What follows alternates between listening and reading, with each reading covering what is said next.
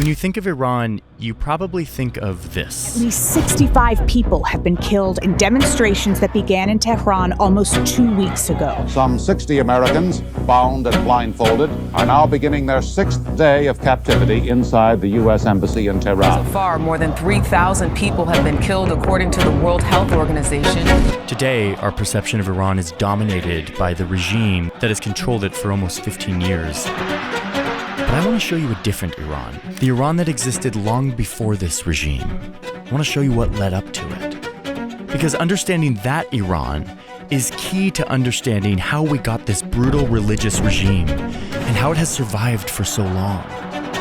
You might think that the story of modern Iran is going to be about religion.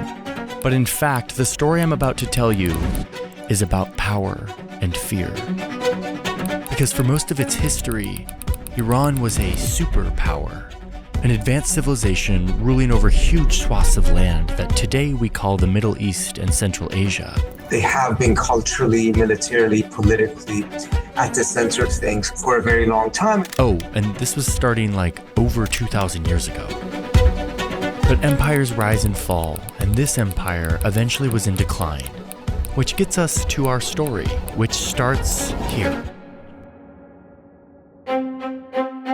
This moment, the year 1800, Iran is ruled by a family dynasty called the Qajars, and they find themselves in between two big empires, both of them expanding pretty quickly. If you look at these empires' old maps, you'll see that both of them called this place Persia. That's what outsiders called Iran. The Russian Empire had been fighting to get access to this land between these two seas. Seas that, by the way, are usable during winter, unlike Russia's other ports in the north. They're gonna have to control this land if they want to control Central Asia.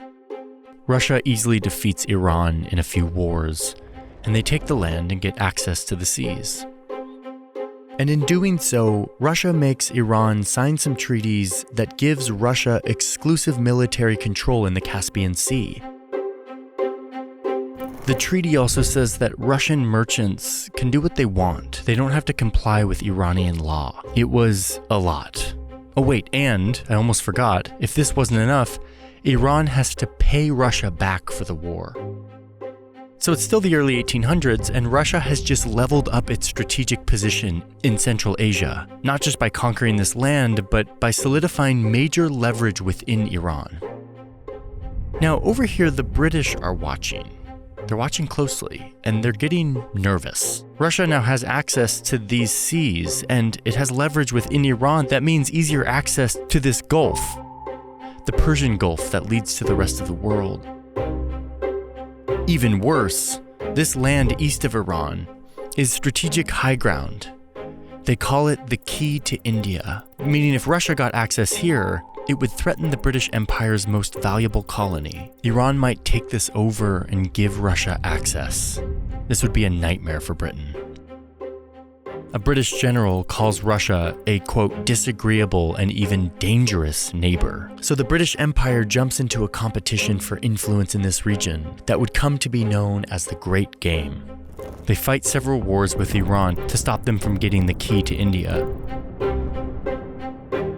And this is where you start to see a really important pattern that we need to pay attention to. It's the reason I'm making this video. It's the thing that explains the modern day Iran and its conflict with its neighbors. The British openly say that, quote, we do not want to occupy Iran, but we cannot see it occupied by our foes, aka Russia. Iran is too big and mountainous to actually conquer. They just need to control it from the outside. Meanwhile, the king of Iran is struggling. He needs money to run his country, so he sees an opportunity to play these two competing empires off each other by selling them different forms of influence inside Iran, like the exclusive right to control key industries inside the country, basically monopolies in exchange for cash. These are called economic concessions, and they give the empire's influence in Iran without having to invade, all while making money in the process. Let me just tell you something really quick. The US and Iran signed a ceasefire agreement last month. But a ceasefire doesn't necessarily bring certainty. And the issue for most of us back home is that this is a story that's so complex, and the effort required to understand it can feel overwhelming or impossible. Is it a good deal? Is it a bad deal? What does it even include? Every outlet seems to cover it differently. They have a different take, a different takeaway. And if you really want to figure out what's going on, it could take hours of work. That's why I'm a big fan and have partnered for years with today's sponsor, who is Ground News. Their mission is to help you understand the news, to make it easier to decode and demystify what's actually going on. They are an app and a website that pulls from thousands of articles and organizes them by story, and then provides insights into things like political bias, reliability, who owns the outlet that's reporting on this stuff, even specific differences in the reporting itself. They've been recognized by the Nobel Peace Center for advancing media literacy. So let me show you how this works using that US-Iran ceasefire story. You can see here on Ground News that the story was covered by over 650 outlets. Ground News lets me filter by ownership, factuality, location, so that I can see the full context and angles on these stories before I decide what to think. They have this bias comparison. It's a feature that lets me see specific differences in the reporting itself. For example, left-leaning outlets are highly critical of the Iran deal. And then you can quickly see that right-leaning outlets use much more positive language, calling this deal, quote, a historic peace deal. Every outlet chooses their narrative, and they use language and facts that reflect that narrative. What Ground News does is it just makes that all visible to you very quickly and easily. I've been using their app for years because it actually gives me full transparency into the barrage of news that we all face every day. It's something I can't get anywhere else. And it allows me to be a more critical thinker. It's completely funded by all of us subscribers, so there's no corporate influences deciding what you see.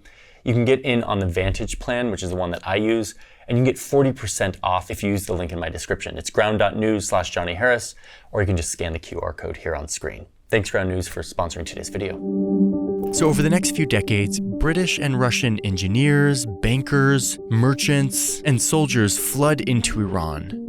They're exploiting natural resources, making money off everything from railroads to dams to bridges to factories. They're collecting tolls on customs and taxes. They're running lucrative banks. They build some infrastructure, but much of the benefit flows outward. Britain builds this telegraph line across the country, but it's run by British subjects, and it's a game changer for Britain. Messages that once took months and traveled to India in minutes. And the Iranian king is making money for the country, but he's using a good amount of it for his personal lifestyle. By the way, I'm going to start using the Farsi word for king to describe this leader. The word is Shah. And even though this guy's basically a king, he is a king within the particular political context of Iran. It's the same reason we use like Tsar to talk about Russian kings, or Sultan to talk about an Ottoman king, or Pharaoh in ancient Egypt, or Emperor in China. You get the point. So the king going forward is the Shah. Okay, so the Shah is selling all of these industries and monopolies to both empires. And then in 1890, the Shah sells Britain a total monopoly on tobacco for 50 years. Tobacco is a major part of daily social life in the country, but now everything has to go through a British middleman. This really hits a nerve.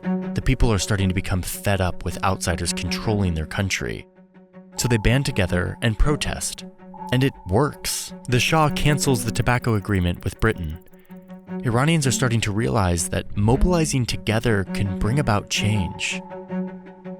They rise up again in 1905, demanding a constitution. They want to put limits on the king's power. They want to create a parliament. They want to have representation. And they want to limit all these secret deals that the Shah has been making, selling off their country to foreigners. This is among the first constitutional revolutions in the Middle East, and it's looking like it's working. It's the early 1900s, and Iran has a parliament. The Shah is letting this happen, but very soon after, he dies. And the next guy, his son, hates the parliament, doesn't like how it's limiting his power. You know who else hates all of this democracy? The empires. Especially Russia, whose influence in Iran the new parliament wants to diminish.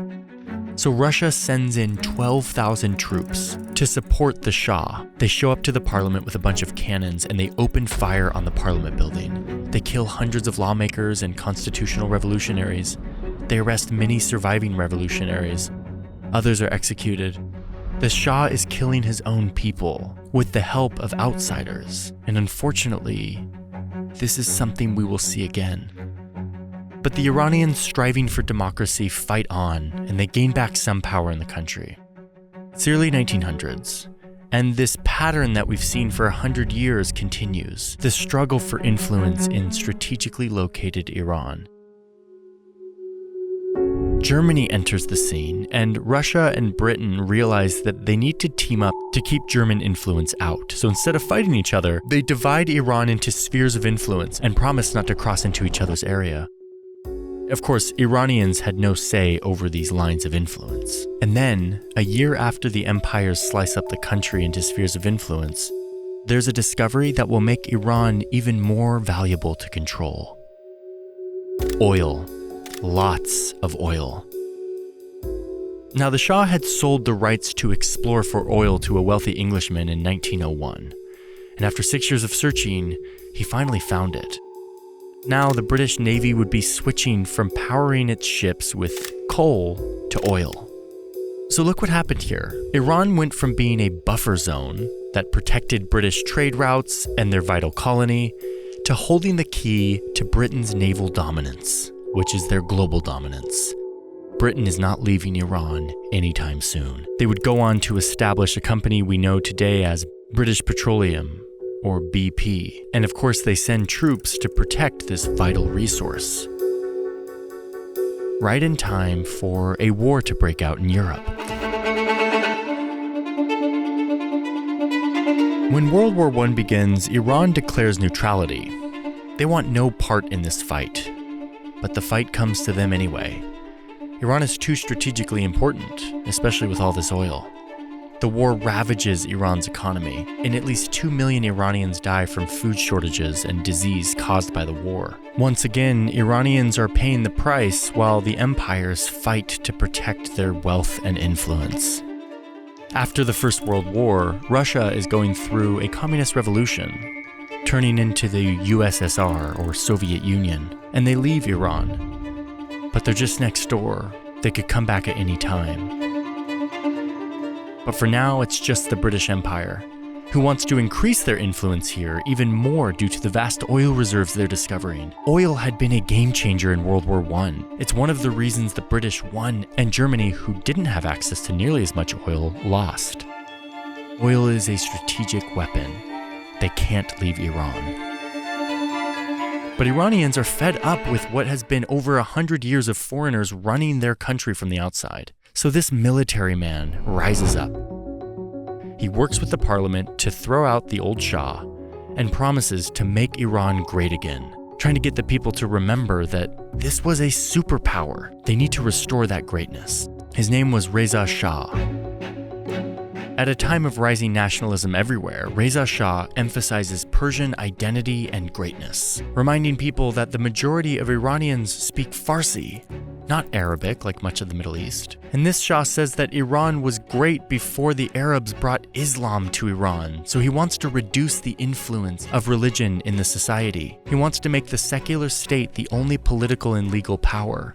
In 1936, he bans women from wearing any kind of cover or veil. He wants to modernize Iran and push back against all the humiliating foreign influence that has been stopping the country from being able to determine their own destiny for decades.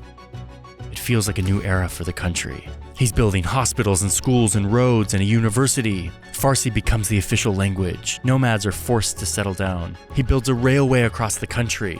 He builds a strong centralized bureaucracy, a secular court system, a powerful army, and he demands that outsiders call it Iran instead of Persia. And he crushes anyone who opposes his modernizing efforts. Okay, but not too fast. This is where we're going to see that pattern again. As part of all of this modernizing effort, the new leader brings in German engineers. And look at the date. Back in Europe, Germany just started a war with its neighbors. This is World War II. So So here comes Russia and Britain again. They demand that Reza Shah expel the Germans, who could easily sabotage these weapon supply lines that the Soviets need to fight back against Germany in Europe. Or maybe they could sabotage Britain's valuable source of fuel for the war. Reza Shah doesn't want to give in to the big empires. He's done with that. So he stalls, tries to negotiate with them, tries to play these empires off each other, and tries to remain neutral once again. But the British and Soviets are not having it. They pull a familiar act of pressure, this time invading Iran and forcing Reza Shah off the throne and into exile in South Africa. They replace him with his 22-year-old son, who is more willing to do what they want. So much for getting rid of foreign influence. During World War II, Iran is once again too weak to resist and too important to be left alone. A strategic corridor, a buffer zone between empires, a massive oil reserve, and these big powers occupy huge swaths of the country, all a part of their global chessboard. Okay, so World War II is over, and I want you to pay attention to this guy, Mohammad Reza Shah. Remember, he's the new Shah, the one that the Soviets and the British installed right in the run-up to World War II. Yeah, he's a big part of the next chapter of this story, so just keep an eye on him. Oh, and let's update his photo. He's not 21 anymore. World War II's over. The Iranian people come out of World War II with even more motivation to stop this seemingly forever cycle of outsiders controlling and ravaging their country. Their democracy movement is now 4 decades old, and the people are developing a stronger and stronger culture of protest, intellectual discourse, politics, national pride, but it's never been able to take root because it's always disrupted by outsiders meddling in the country. And look, even though the war is over and the British are decolonizing around the world, they're still here, pulling huge amounts of oil from Iranian soil, protecting it with troops, and shipping it around their empire. And the Shah is okay with this. Because remember, the British installed this Shah, their friends. But the people really don't like this Shah. He's Britain's Shah, not Iran's. He's a symbol of more of the same, foreigners controlling the country. But you know who they do like? This guy, Mohammad Mossadegh. He's a political leader, and he rises up with a strong voice, calling for Iranians to reclaim their country. Mossadegh wants to reject all imperial powers so that Iran can chart its own course. And item number 1 on his list is oil. Britain is pumping loads of oil out of Iran, but Iran is only getting 16% of the company's profits. So, the Iranian parliament asks to renegotiate the oil deal to more of an even split. They want it to be more like 50-50. Britain's open to negotiation, they'll give more money, but not 50%. So the Iranian prime minister accepts this. But when he goes to parliament for approval, who stands up to reject it? Mohammad Mossadegh, who argues that this valuable resource is Iran's. They should control it completely. Uh-oh. Britain's starting to get nervous. They say, okay, fine, we'll do the 50-50 split. But it's too late. The political and public momentum towards Iran getting full control is too strong. The prime minister who was opposed to nationalization of the oil gets assassinated. And who does the parliament elect to be the new prime minister? Mossadegh. Mossadegh looks like the guy who's gonna finally put an end to foreign control, to usher in a new Iran, one that's run by the people, not by the empires. It's 1951, and Mossadegh's proposal to take back the oil company goes to parliament, and they approve it. And now Britain is really freaking out. The US and the World Bank step in to try to mediate, try to find a peaceful deal, but neither side gives in. Britain will pay more, but they will not give up control. And Mossadegh won't budge on Iranians controlling their oil completely. Britain then tries to punish Iran by boycotting their oil, sending Royal Navy warships to this choke point in the Persian Gulf to deter any tankers that are considering transporting oil out of Iran, hoping that this will hit them economically and give them leverage in the negotiation. but Iran doesn't budge. Oil is the ultimate symbol of Iran taking the country back from this 150 years of foreign meddling. So Britain decides it's time to play dirty. The American CIA is in the middle of the Cold War, trying to counter Soviet influence around the world. And the CIA's Middle East guy is in London. The British intelligence agency gets a meeting with him, and they try to convince him that Mossadegh could be an asset to the communist Soviet Union. The brand new President Eisenhower wants to do anything he can to counter Soviet influence, anywhere on Earth. What if Mossadegh is sympathetic to the Soviets, and they let them get access to the oil? We can't have that. And they conclude that they need to get rid of Mossadegh.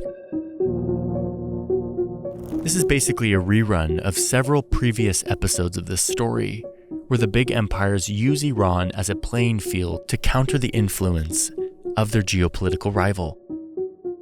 So the CIA allocates $12 million in today's money to do whatever it takes to get Mossadegh out. They sneak people into the country who start quietly bribing politicians, paying organizers to bring crowds into the street against Mossadegh. They give money to newspapers to attack him, and when the moment's right, the Western-friendly Shah steps up and tries to fire Mossadegh from being prime minister. And it totally backfires.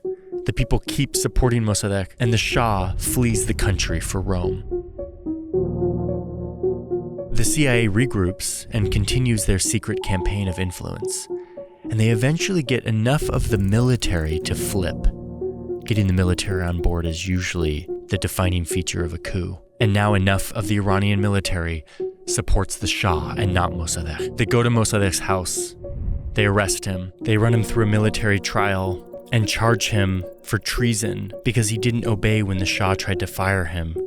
They sentence him to life under house arrest. He is officially silenced. And then the Shah, remember the same Shah that Britain installed in World War II to be their Shah, he flies back into the country and takes total power once again. He remains Britain's guy, but now he's loyal to the Americans who just reinstalled him as the leader by throwing out the person that the democracy had chosen. Britain keeps control of Iran's oil business, but they do start sharing 50% of the profits with Iran. And to avoid future backlash, the British divide their share of oil between other big nations, giving a huge share to the US, who had just spent a lot of money to help them save the oil. Mossadegh almost did it. He almost broke the cycle of outsiders controlling Iran's government, resources, and economy. But once again, he was thwarted by the more powerful empires. And the Shah goes on to do a version of what his dad did to Iran, to modernize the country and the society in a Western direction, trying to reduce the influence of Islam on the society. He allows women to vote, increases rural education, but does all of this with an iron fist. He eliminates his political opposition, he censors the press, and he imposes Western dress and lifestyle on the society. The CIA helps him create a secret police that he uses to capture and torture and spy on anyone who opposes his regime. And the Shah gives Americans in Iran legal immunity, which is a perfect echo of the humiliating treaties that Iran was forced to sign with Russia over 100 years earlier. And the oil keeps flowing. Iran is getting rich, but its tens of millions of people are becoming increasingly resentful that their leader is clearly a Western puppet. And one of the most vocal critics of all of this, Ruhollah Khomeini, a religious leader who abides by a strict conservative interpretation of Shia Islam. He starts giving speeches against the Shah. Now, if you look at Khomeini's speeches, and I have looked at and listened to many, you start to see frustration not just with the Shah, but frustration and anger at this entire story that we've been telling so far. These years and decades and centuries of Iran being sold to outside powerful empires. He says that the empires have, quote, invaded Iran and occupied our country. The property of the people was exposed to danger. The government has sold our independence, committed treason against this country and against Islam. Before it was the British that brought our misfortune, and now it's the Soviets on one hand and the Americans on the other. all of our miseries are caused by those imperialists. He calls on the religious leaders to rise up to avoid, quote, this nation to be slaves of Britain one day and America the next. He says that a number of foreign states carry off our oil after drawing it out of the ground.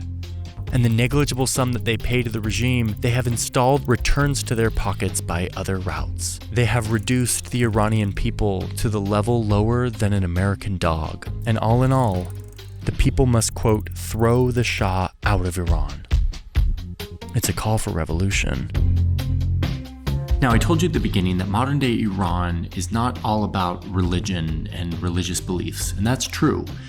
And yet, this man, Khomeini, is a religious cleric, an imam, a leader in the Shia Islamic tradition. And in that tradition, there is a particular emphasis on martyrdom. So while Khomeini's rhetoric echoes a lot of the anti-imperial revolutionary language that was happening, by the way, in a lot of parts of the world at this time, Khomeini's revolutionary language is anchored particularly in religious doctrines of the oppressed rising up against the oppressor, divine justice, skepticism of secular governments, and this mix of religious and revolutionary language resonates among the people.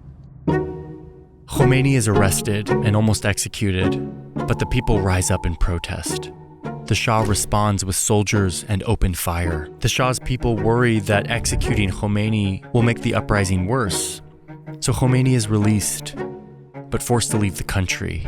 He's now in exile, but he continues to spread his message to the Iranian people by smuggling sermons into the country on cassette tapes. Now his speeches about imperialists imposing an unjust order on Iran are echoing through villages and mosques. People are listening to the cry to overthrow the tyrannical and corrupt regime. Meanwhile, thanks to surging oil prices, things are going pretty well for the Shah over the next decade. He's developing the economy, there's new infrastructure, roads, dams, ports, airports. There's a middle class that's emerging. There's schools and universities. Students are going abroad to study. The US even encourages Iran to start a nuclear energy program. The Shah also spends a lot of the oil money on building a huge military. He becomes the #1 buyer of military equipment on Earth, becoming completely reliant on US weapons, and Iran becomes a significant military power in the Middle East. The Shah is also spending money on opulent oil-funded palaces, throwing extravagant parties in the middle of the desert, where guests fly in on helicopters, and French chefs serve luxury food. The rest of the country is watching this, and resentment is simmering. Khomeini is continuing to rally people from his exile, and by the late 1970s, people are routinely taking to the streets. Like the tobacco protests in 1890, this is transcending any one group. People from all walks of life are coming together. The shop owners, the working class, the students, the intellectuals, the religious. They don't all agree on what the future of Iran should be, but they all agree on one thing, that the Shah is a foreign puppet who can no longer be tolerated. He's losing control. He tries to crack down by declaring martial law to stop the protesters, but they don't stop coming. Even after the military opens fire, the oil workers then go on strike, which is a huge blow to the government who relies on a constant flow of oil for its revenue. And as a last-ditch effort, the Shah tries to appoint a moderate opposition figure as prime minister, but it's too late. The people have turned against the monarchy. It's January 1979, and the Shah flees the country once again. He claims he's only going on vacation, and that he would be back, but he would never return to Iran. This is Khomeini's moment. He flies back to Tehran, and he's greeted by crowds of millions of people.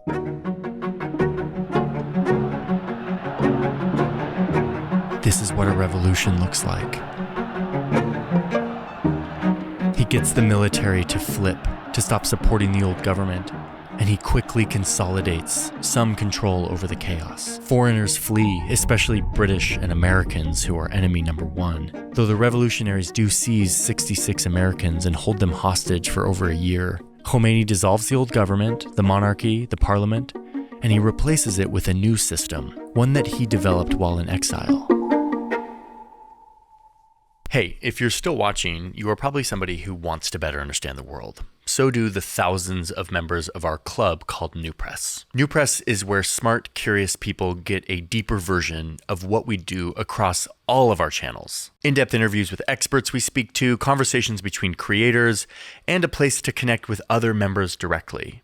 And I just launched a podcast with Iz that only New Press members get access to. Right now it's $60 a year to become a founding member. That money goes directly to support work like this. You can go check it out at newpress.com. The link is in the description, and I'll see you over there. This is a huge moment in the story. The people just overthrew a Western-backed regime, not with force and a war, but through sheer will of the population. 40 million people who are tired of this story of being controlled by outsiders. I want to take a moment to show you what they built next. The inside of the regime. Because the regime that Khomeini built is the regime that today exists. It's the one that has been fighting a war with Israel and the United States. And it is the one that is more difficult to topple than outsiders believe. And I want to show you why. This system is unique. And that's because it's a reaction to Iran's story up to this point. This is a system that protects the country against foreign intervention. The intervention that Khomeini and his religious followers see as the source of moral corruption in the society. To prevent that from happening again, Khomeini says that there must be religious leaders who sit at the top of the system, specifically this one leader, the supreme leader, the guardian of the system. Iran's new constitution gives him a lot of power. He gets to appoint all these other government leaders. But look, there's also a democracy tucked into this system. People vote. They elect members of a parliament. They elect a president. They even elect the 88 people who have the power to appoint or remove the supreme leader. There's even courts to protect people's rights. This seems like a balanced democracy, right? Well, not quite. This is actually what we call a filtered democracy. It's filtered through religion. There are at least 2 religious councils who are appointed by the supreme leader that control who actually gets to run for office or which laws get passed. And once you dive into it, you see that this whole system is built to prevent any future revolutions from overthrowing this religious government. The system has multiple ways to keep people in line. Local religious leaders and state media carry the regime's message. There's a morality police that enforces dress codes like women covering their hair. And in addition to a conventional military that protects the borders and deters invasions, the regime itself has its own military. It's called the Islamic Revolutionary Guard Corps, and it has its own ground forces, air force, and navy, all dedicated to the survival of the regime. And perhaps most effective, they have this volunteer militia that helps exert control of the regime inside every city, village, town, and neighborhood in Iran. And finally, one last special unit in the Revolutionary Guard Corps is dedicated to spreading Iran's power and influence outside of Iran's borders. All in all, Iran has over 500,000 active military personnel and well over 1 million if you include the voluntary militia networks. And so, since 1979, this system has survived. It has survived invasion, it survived a bloody 8-year war with Iraq right after the revolution, and to deter anyone else in the region from threatening their survival, the Iranian regime keeps expanding its proxy network throughout the Middle East, funding militias that help it survive. Then, the regime survived the death of its founder in 1989, and the new supreme leader, Ali Khamenei, carried on with this same system. The regime has grown more and more unpopular over the decades, which has led to mass protests, but the regime survives every time. And during all of this, Iran has been watching as their formal rivals and their neighbors build the ultimate survival tool. Iran realized that if they really wanted the ultimate deterrent from foreign intervention, they too needed nuclear weapons. So, for the last 40 years, this has been a story of a paranoid regime who is resentful towards the West and supercharged with apocalyptic religious fervor, secretly pursuing nuclear weapons and using its big network of militias that it funds throughout the region to project power in the Middle East, to threaten its enemies, all in the name of stopping this centuries-long cycle of foreign intervention in their country. All while the West, specifically Israel and the United States, try to stop them through a combination of cutting them off the global economy, making diplomatic deals, and most recently through a full-on war.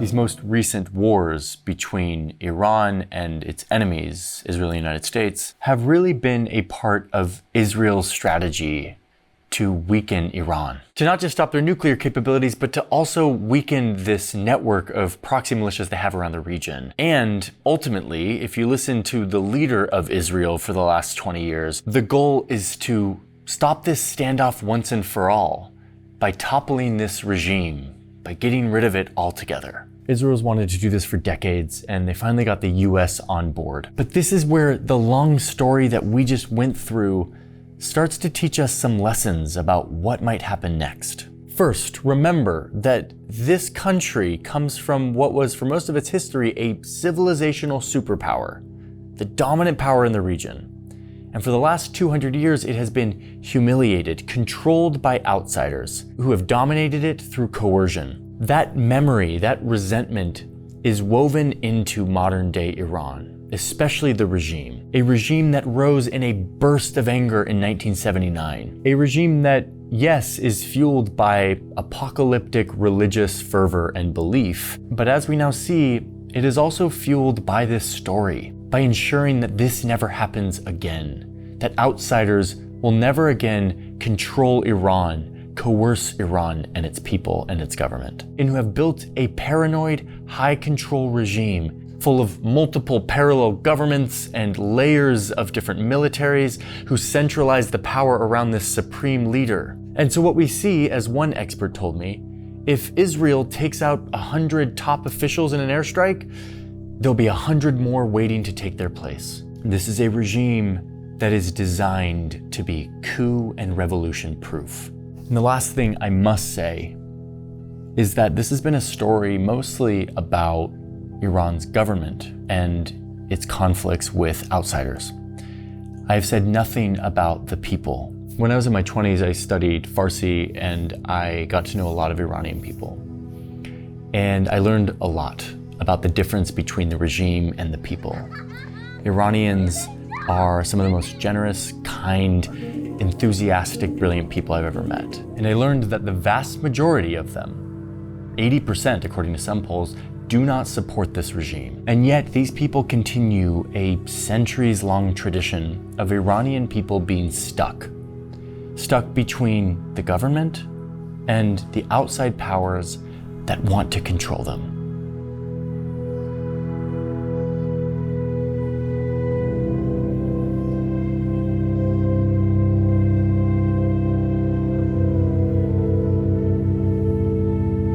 Thanks for watching, everyone. Couple things. First off, 50% of you watching are not subscribed. If you like this stuff, please subscribe for free. It really helps what we do here, helps support. Also, I just want to say one more time, thanks to Ground News. Ground News makes it easy to compare global perspectives. I can see how sources in Iran cover stories versus how it's reported in the US, all in one place.